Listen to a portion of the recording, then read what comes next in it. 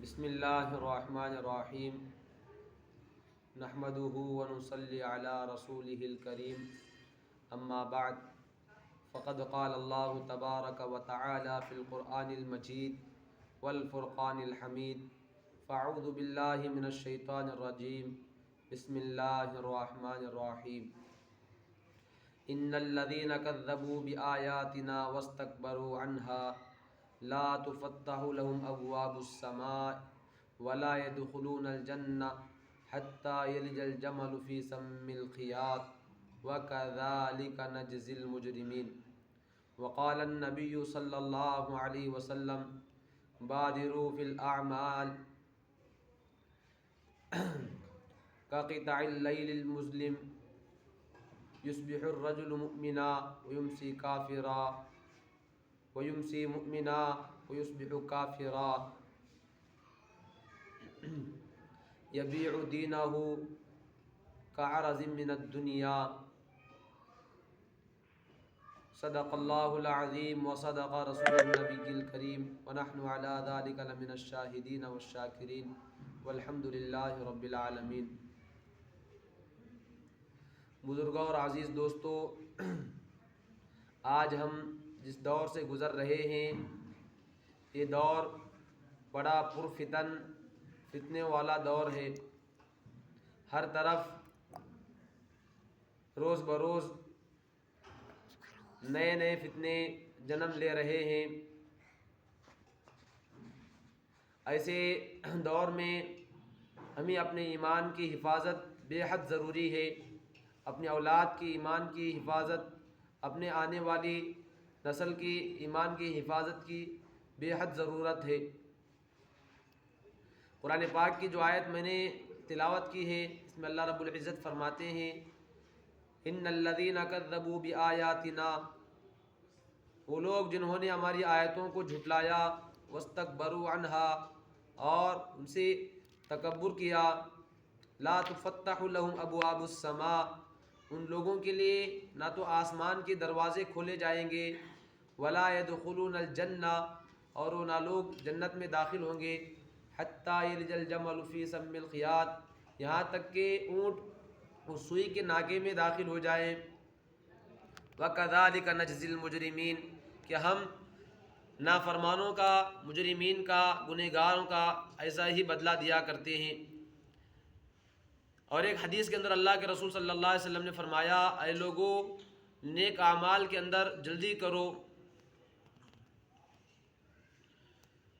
کیونکہ تاریک رات کے ٹکڑوں کے مانند فتنوں کا ظہور ہونے والا ہے، کہ ایک وقت ایسا آئے گا اس کے اثر، فتنوں کا اثر یہ ہوگا کہ آدمی صبح کو ایمان کی حالت میں صبح کرے گا اور شام کی حالت میں کفر میں رہے گا، جب شام کرے گا تو کفر کی حالت میں شام کرے گا، اور آدمی صبح کفر کی حالت میں رہے گا اور شام ایمان کی حالت میں رہے گا۔ آدمی اپنے دین کو دنیا کے چند ٹکوں کے خاطر، چند پیسوں کے خاطر اپنے دین کو بیچ دے گا۔ تو دوستو، جس طرح ایک اونٹ کا سوئی کے ناکے میں داخل ہونا مشکل ہے، تو اسی طرح ان لوگوں کا جو قرآن پاک کی آیتوں کا انکار کرتے ہیں، اس کے بارے میں تکبر کرتے ہیں، ان کا جنت میں داخل ہونا اسی طرح ناممکن ہے جس طرح ایک اونٹ کا سوئی کے ناکے میں داخل ہونا ناممکن ہے۔ میرے محترم بزرگوں اور عزیز دوستو، آج دنیا میں جو نئے نئے فتنے رونما ہو رہے ہیں، جنم لے رہے ہیں، ان فتنوں میں سے ایک قادیانیت کا فتنہ ہے۔ مرزا غلام احمد قادیانی، جو آج سے 100 برس پہلے اس فتنہ قادیانیت کا وجود ہوا تھا، اس نے سب سے پہلے اپنے آپ کو مہدی کا دعویٰ کیا، میں مہدی ہوں، پھر اس کے بعد مسیح موعود ہونے کا دعویٰ کیا، پھر بعد میں اس نے اپنے آپ کو نبی ہونے کا دعویٰ کیا۔ 100 برس سے آج تک لوگ اس کی تکذیب کر رہے ہیں، اس کا انکار کر رہے ہیں، اس کے خلاف میں بیانات ہو رہے ہیں، لیکن آج کا ہمارا جو دور ہے، آج کے اس دور میں ایک نیا فتنہ پیدا ہوا ہے، رونما ہوا ہے. وہ فتنہ ہے فتنہ شکیل ابن حنیف. یہ فتنہ شکیل ابن حنیف یہ اصل میں بہار کا رہنے والا، دربھنگا کا رہنے والا شخص ہے. یہ دہلی میں تھا کئی سالوں تک. وہاں پر اس نے اپنی اس جھوٹی نبوت کا اعلان کیا، اور وہاں پر اس نے اپنے دین کی اشاعت کا کام، دین کو پھیلانے کا کام شروع کیا.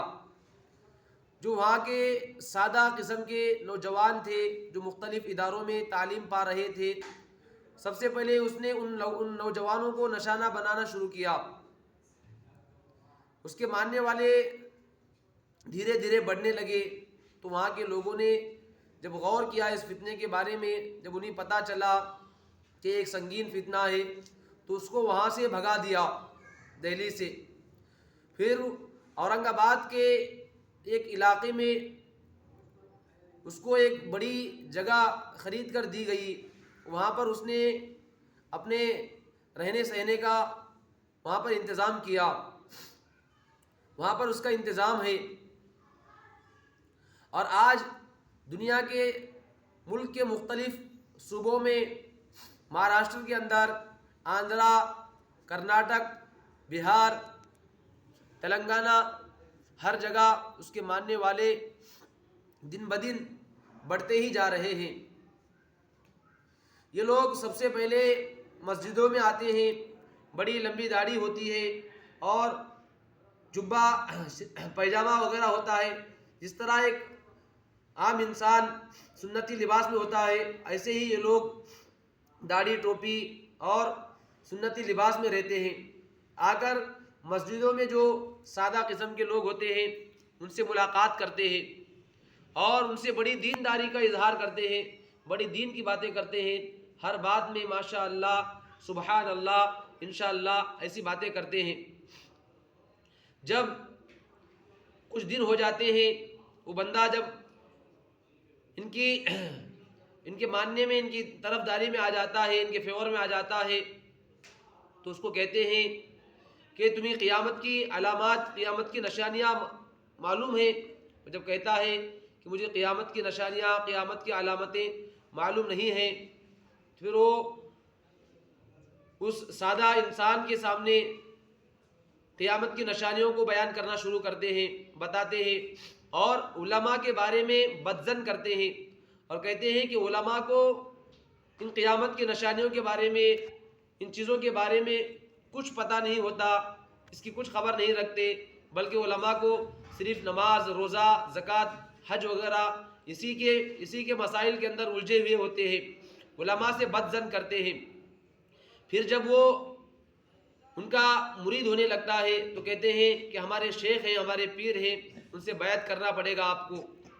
وہ شخص دیکھتا ہے کہ بڑا یہ دیندار آدمی ہے، اس سے بڑا کوئی اور دیندار نہیں ہے، تو کہتا ہے کہ مجھے بھی جو نجات کی جو کشتی ہے اس میں سوار کر لو. اور اس کو کہتے ہیں کہ ابھی دجال کا ظہور ہو گیا ہے،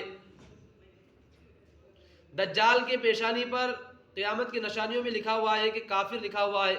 تو وہ لوگ امریکہ اور فرانس کو کافر کہتے ہیں، کیونکہ اردو میں جب ان دونوں کے نام کو دیکھتے ہیں تو ان دونوں کے نام کے اندر کافر آتا ہے. امریکہ، فرانس، ان دونوں کے اندر کافر کا لفظ ہے. تو کہتے ہیں کہ دجال کے پیشانی پر جو کافر لکھا ہوا ہے تو یہ دو ملک یہ دجال ہے. اور دجال کی ایک آنکھ ہوتی ہے، وہ سیٹلائٹ کو کہتے ہیں کہ یہ دجال کی آنکھ ہے. اس طرح لوگوں کو بہکی بہکی باتیں کر کے اپنے جال میں پھنسانا شروع کرتے ہیں. جب آدمی ان کے جال میں پھنس جاتا ہے تو پھر اس کو ان کا جو بڑا پیر جو شکیل ابن حنیف ہے اس کے پاس لے جاتے ہیں اور اس کے حوالے کرتے ہیں. تو میرے محترم بزرگوں اور عزیز دوستوں، یہ فتنہ دن بدن دنیا کے کونے کونے میں پھیلتا جا رہا ہے. بڑے اچھے پڑھے لکھے لوگ اس فتنے کے شکار ہو رہے ہیں. حالانکہ اللہ کے رسول صلی اللہ علیہ وسلم نے قیامت کی نشانیوں کو کھول کر بیان کیا ہے احادیث کے اندر.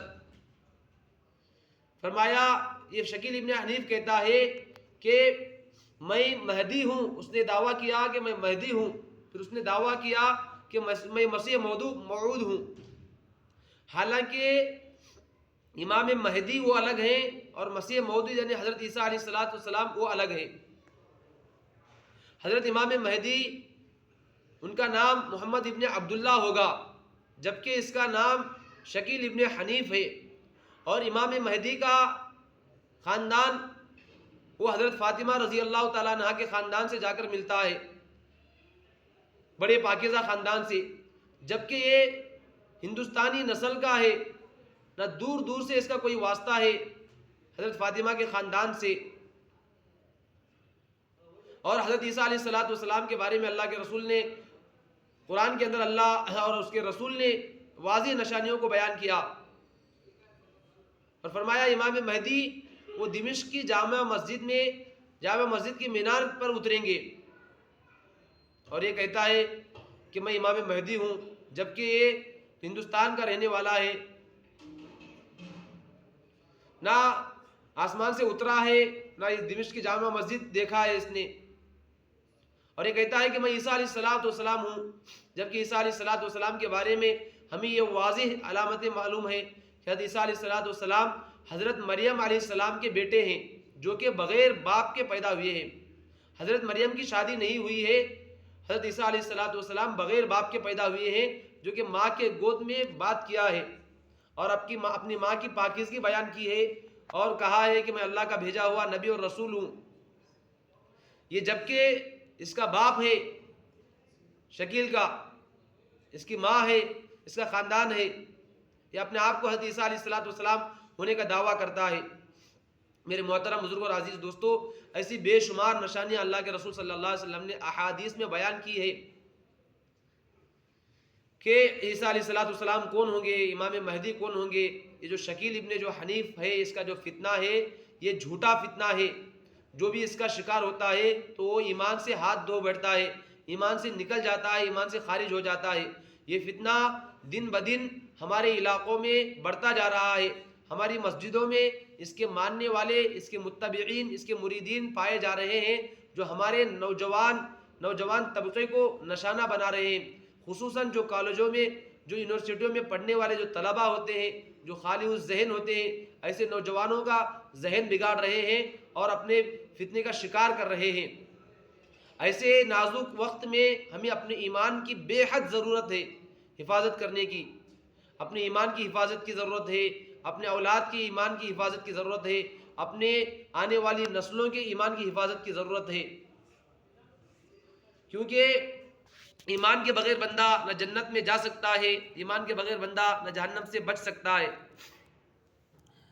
اللہ رب العزت سے دعا ہے کہ اللہ تعالیٰ اس سنگین فتنے کا خاتمہ فرمائے، اس فتنے کو ختم فرمائے اور ہماری اولاد، ہمارے آنے والی نسلوں کی ایمان کی اللہ حفاظت فرمائے.